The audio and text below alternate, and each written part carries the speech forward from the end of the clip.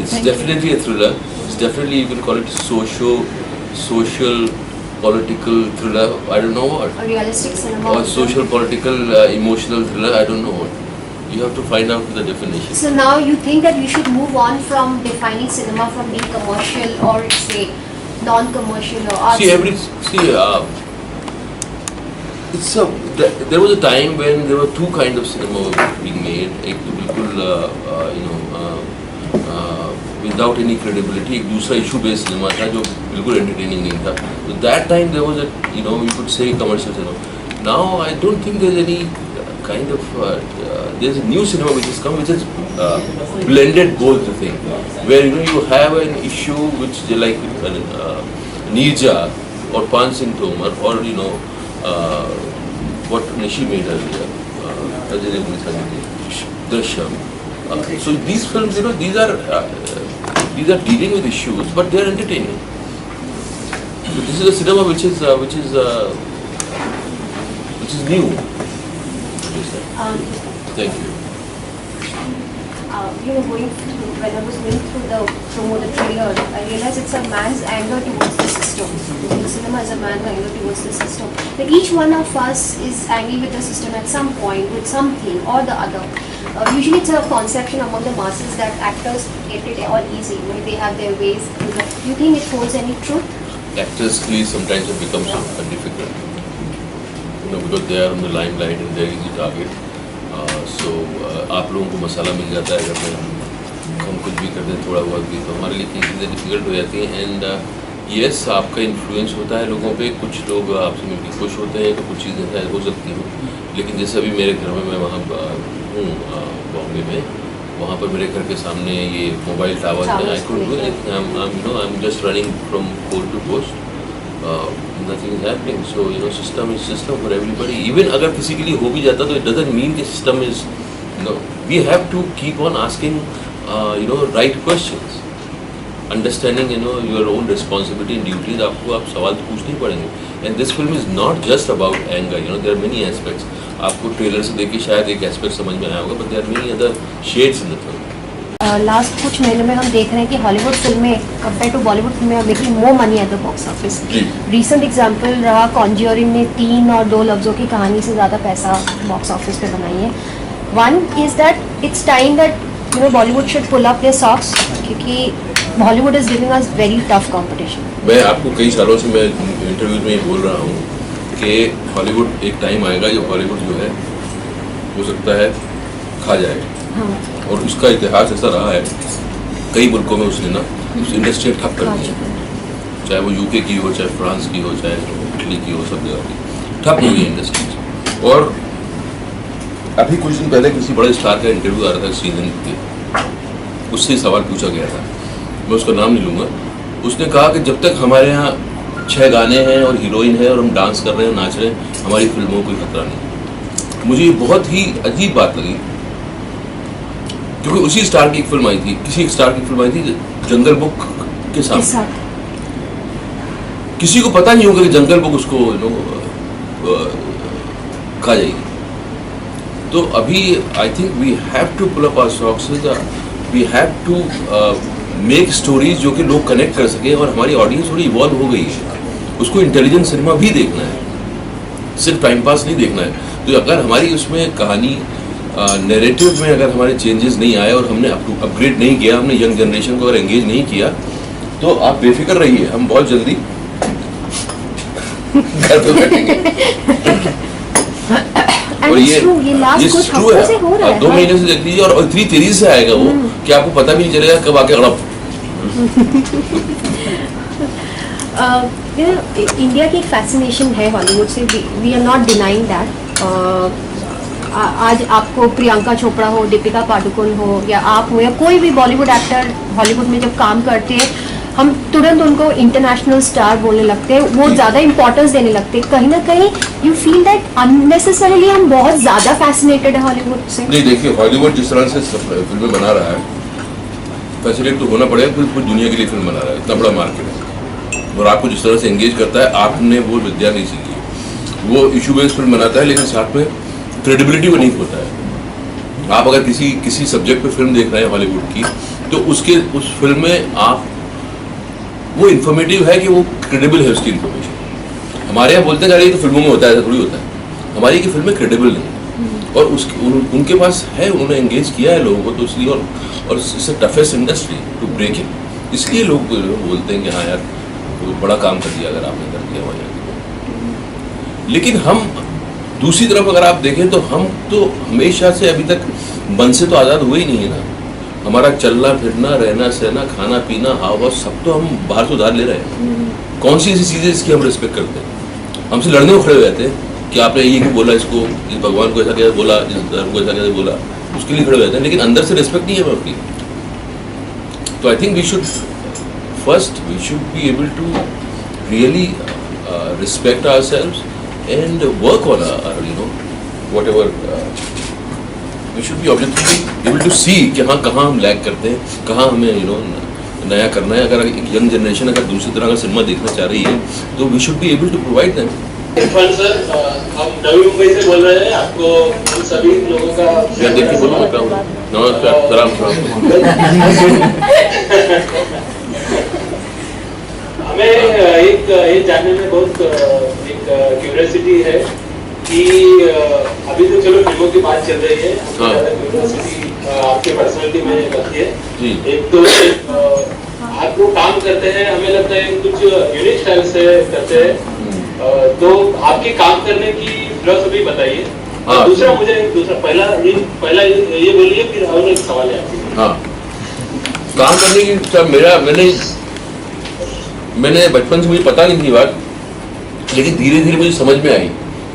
मैं कुछ काम करने की 10वीं क्लास में कक्षा में था, तो मुझे बहुत जल्दी थी कुछ कॉलेज में छोड़ के अपना ही कुछ करने की, कि मैं अपने पैरों में खड़ा हो जाऊं। तो मैंने करने की कोशिश की, लेकिन मुझे बहुत जल्दी समझ में आ गया कि मैं ऐसा कोई काम नहीं कर सकता जिसमें मेरा अपना रुचि नहीं हो। तो जब मैंने सिनेमा करना, फिल्म की एक्टिंग करना शुरू की, तब मुझे समझ में आया कि हर काम, जो कुछ भी काम हो, वो काम जो है वो आपका क्या बोलते हैं कि मतलब वो आपकी भक्ति होनी चाहिए। इबादत जिसे बोलते हैं ना, वो जब तक नहीं है तब तक आप काम जो है उसके लिए प्रति भी अन्याय है और आपकी प्रति भी अन्याय है। और जब काम आपकी भक्ति बन जाता है तब दोनों का दोनों चीजें इवॉल्व होती है।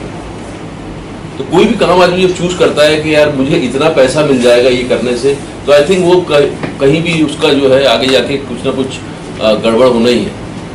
पहले मनी, मेरे लिए काम की डेफिनेशन ये है कि मनी, पैसा जो है वो बाय प्रोडक्ट होना चाहिए। आप समझ रहे हैं मेरी बात? हाँ सर, समझ। By product, money should always be by product. पहले आपकी रुचि होनी चाहिए जो आप करना चाहते हैं। बहुत बढ़िया।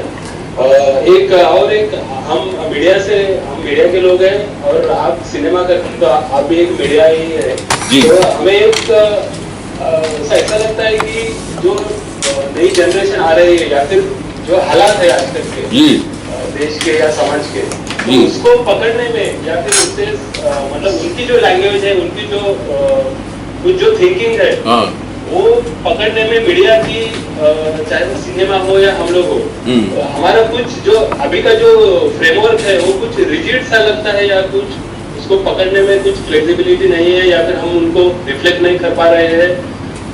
ये आपको सिनेमा करते वक्त ऐसा कुछ लगता है क्या? क्योंकि सेंसर बोर्ड के काफी इशू आजकल सामने आ रहे हैं। हाँ, हमारे यहाँ हमारी तस्वीर दिखा पा रहे हैं क्या लोगों की? नहीं दिखा पा रहे। हम लोग क्या होता है, एक फार्मूला जो भी आता है हर आदमी उस फार्मूले को पकड़ लेता है, फिर उसी पे बेस करके उस पर रीथिंकिंग नहीं करता है। ये हमारा थोड़ी प्रवृत्ति है हर जगह, चीज़ें बदलती नहीं है। अब ये 1952 का लॉज बने हुए हैं सेंसर के। अब हमारी इंडस्ट्री 4000 करोड़ टैक्स देती है गवर्नमेंट को। हमारी इकोनॉमी में मतलब आई थिंक 50% लोग भी टैक्स के उसमें नहीं आते हैं, सब कैश में डील करते हैं। तो एक तरफ से गवर्नमेंट चाहती है कि लोग ज़्यादा से ज़्यादा टैक्स दें, टैक्स ब्रैकेट में आए, और दूसरी तरफ जो लोग टैक्स दे रहे हैं, जो इंडस्ट्री टैक्स दे रही है, उसको फ्लरिश होने का मौका नहीं मिल रहा। उसके साथ इस तरह की मतलब चीज़ें, अब सेंसरशिप अपने आप में बहुत बड़ी अब्सर्डिटी है। सर्टिफिकेट का ये एक बोर्ड है, और अगर सेंसर होना है तो फिर सब होना चाहिए, फिर टीवी भी होना चाहिए, फिर इंटरनेट भी होना चाहिए। एक 8 साल का बच्चा इंटरनेट पे जाता है, उसके लिए सब कुछ अवेलेबल है। तो आप ऑडियंस का उसकी मैच्योरिटी को रेस्पेक्ट करो और उसको सर्टिफाई करो कि भाई ये लोग ये देख सकते हैं, ये नहीं देख सकते, ये देख सकते हैं।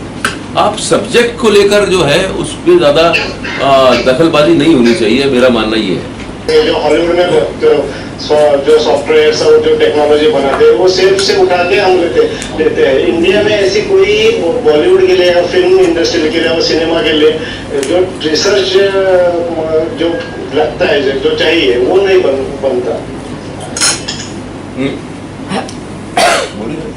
आप तो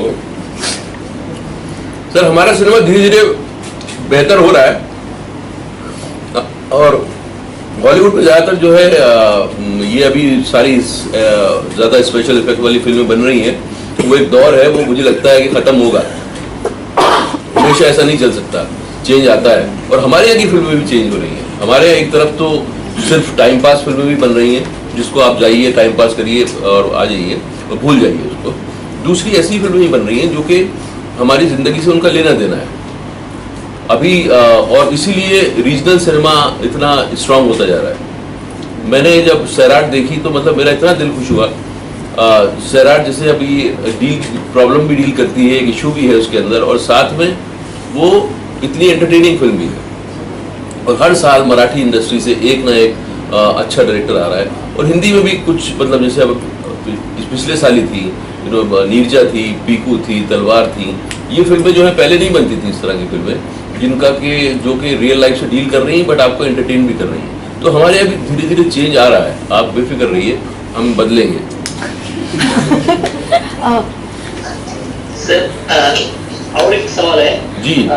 कुछ दिन पहले नसीरुद्दीन साहब ने एक ऐसा कमेंट दिया था कि जो लोग हॉलीवुड की तरफ जा रहे हैं हाँ। वो जल्दी वापस आ जाएंगे। हाँ। हमारे यहाँ के जो एक्टर्स हैं उनके लिए उनको वहाँ इतनी अच्छी जगह नहीं है।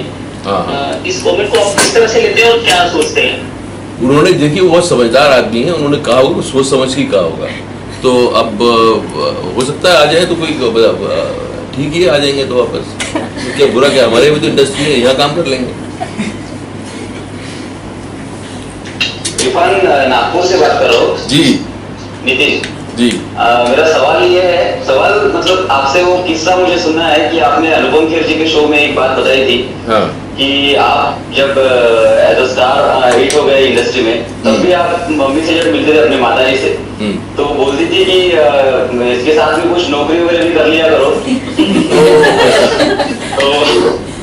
तो अभी वो सिचुएशन चेंज हुई है, अभी सिचुएशन वो चेंज हुई है या कुछ और वो बाकी है? अच्छा, मेरी माँ चेंज नहीं हुई है। वो अभी भी मैं जाता हूँ तो ये बोलती है कि यहाँ आके अपने भाइयों के साथ कोई कामकाज कर लो। मैं कहता हूँ क्या करूँ? बोला कुछ भी कर लो, मेरा कुछ नाम तो बताइए कोई। अरे कितने धंधे हैं, कोई भी शुरू कर लो, यहाँ सब साथ रहो। कहाँ? वहाँ बम्बई में। And she is very angry with me कि मैं यहाँ रहता हूँ और क्या करता हूँ। मैं मेरी फिल्में भी नहीं देखती हूँ, कभी कभी देखती हैं, एक आध फिल्म देखी है उन्होंने, तो ज़्यादा नहीं देखती।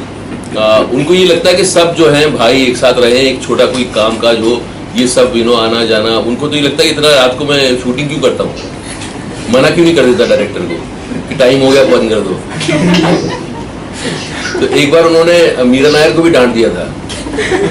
उन्होंने नेमसेक देखी थी, नेमसेक देखी तो मैं उनको ले गया था, शो हुआ था इंडस्ट्री के लिए, सब आए थे इंडस्ट्री के लोग, वो भी बैठी हुई थी, मैं उनको ले गया अपने साथ। मैंने कहा इनको अच्छी लगेगी फिल्म, ले गया, उन्होंने देखी है। उनका मुंह थोड़ा सा सीरियस था फिल्म खत्म होने के बाद।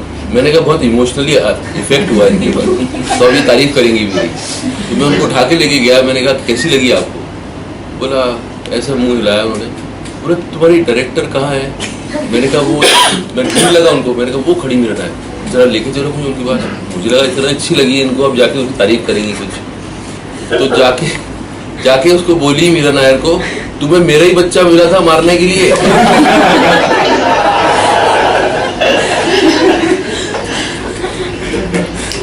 तो माए होती है, क्या लेकिन वो आपका ये आप मतलब माँ की क्या इच्छा थी कि आपको क्या बनाना था? आप क्या बनना है? वो उनको नहीं पता, वो उनको नहीं पता। उनको लगता है कोई भी, जैसे पहले होता था ना कि आप डॉक्टर बन जाइए, इंजीनियर बन जाइए, प्रोफेसर बन जाइए, इस तरह का। Sir, was your aim of acting from childhood?